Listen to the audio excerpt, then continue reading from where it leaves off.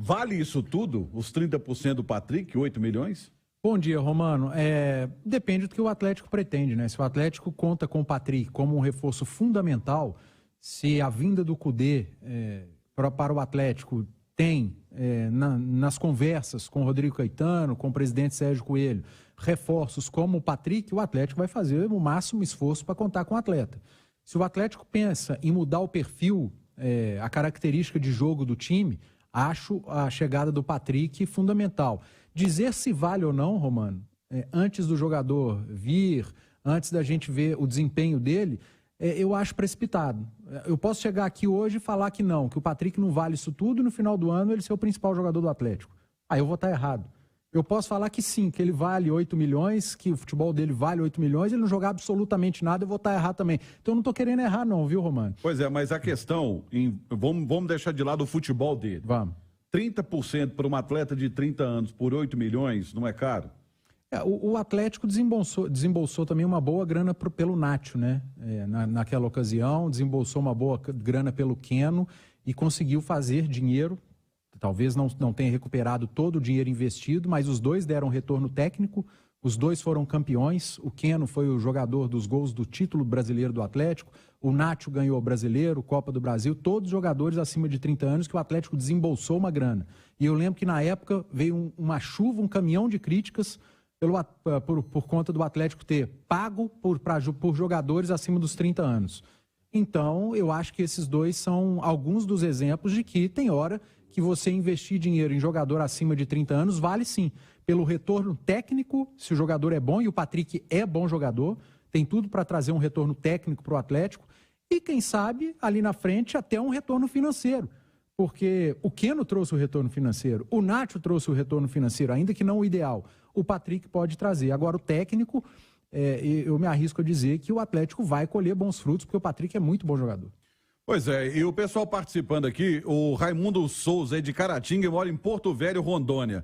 E aqui um especial feliz aniversário para Sandra Silva, esposa do Jurandir, em Guarapari, no Espírito Santo. Alexandre, o Cláudio falou sobre a situação do Igor Gomes e que o São Paulo vai procurar empresário do jogador. São Paulo, para mim, está desesperado para não perder de graça uma cria da base, né? Porque o Atlético, se tiver paciência, em março pega ele de graça, não tem que dar nada para o São Paulo. Eu acho que isso aí é desespero do São Paulo. Bom dia. Bom dia, Romano, Panzi, Cláudio. Olha, eu acho que perdeu, o São Paulo já perdeu. Até porque as informações são de que existe, inclusive, um pré-contrato já assinado do Igor Gomes, porque ele já poderia assinar. O que o São Paulo está tentando é minimizar o prejuízo, tá? E numa condição de inferioridade. Por quê, o Romano? A gente olhava aqui, né, Cláudio? O sorteio da fase de grupos da Libertadores é 22 de março.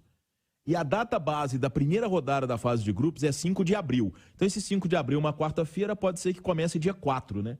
Então, quer dizer, o 1º de abril é sábado, o 2 é domingo. Então, o Atlético teria aí o espaço para poder fazer a inscrição do Igor Gomes. Geralmente na Libertadores é 48 horas antes do início, né? Sim. Da fase de grupos. Então aí teria que ser na sexta-feira, né? Dia 31 de março. Né? Então eu não sei até quando vai esse contrato do Igor Gomes. A data exata, eu não sei quando que é a data exata. A gente sabe que é março, mas a data exata, se é 31 de março, se é antes. De toda forma, é uma situação aí que de repente pode ser contornável para o Atlético. Então, o São Paulo está em posição de inferioridade nessa questão do Igor Gomes e de repente pode até estar tentando melhorar a sua situação com essa do Patrick, que com certeza é um pedido do Kudê. O Patrick no Internacional viveu seu melhor momento sob o comando no ano que ele começou com o Kudê, né? Foi aquele ano em que o Inter foi vice-campeão brasileiro. E o São Paulo, com certeza, até sabendo disso, está tentando valorizar um jogador que também tem situação complicada dentro do Morumbi, porque a gente não pode se esquecer que ele teve uma discussão séria, acima do normal, com o Rogério Ceni na reta final do Campeonato Brasileiro desse ano. E fica rusga, apesar de falar, tá tudo resolvido, mas fica rusga, Cláudio.